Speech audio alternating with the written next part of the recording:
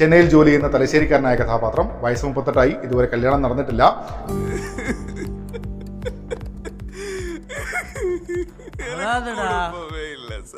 ജയേഷ് എന്ന കഥാപാത്രത്തെ ഫോക്കസ് ചെയ്ത് തന്നെയാണ് സിനിമ മുന്നോട്ട് പോകുന്നത്.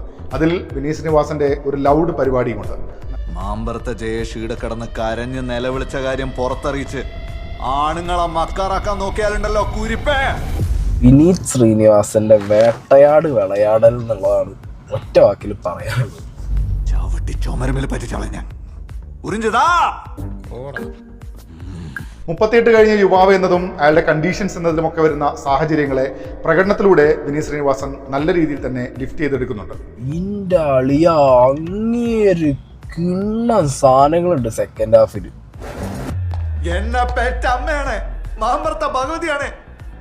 ഇന്നോട് ഞാൻ പുറത്താലും തറവാട്ട് പറഞ്ഞ പെമ്പിളരെ കൈയും കലാശം കാണിച്ച് വശീകരിച്ചു കൊണ്ടുവന്ന മൂന്നവി ഇന്നോട് ഞാൻ പൊറുക്കൂല. എല്ലാം വെള്ളം കിട്ടാണ്ട് ചാവണേ, വെള്ളം കിട്ടാണ്ട് ചാവും.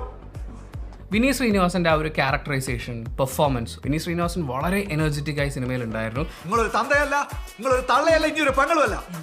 കുടുംബക്കാരല്ല ഇങ്ങനെയാ.